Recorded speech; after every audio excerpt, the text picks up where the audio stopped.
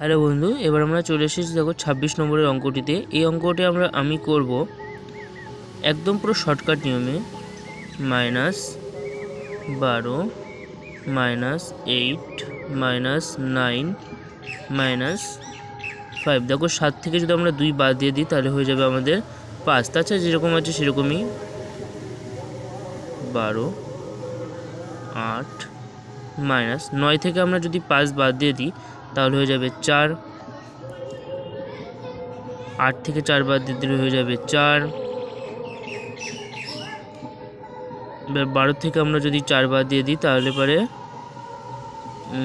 দাঁড়াও, এখানে আমাদের ভুল হয়েছে মনে হচ্ছে।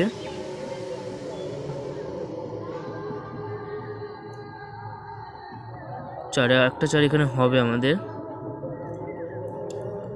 8 4 8 12 4।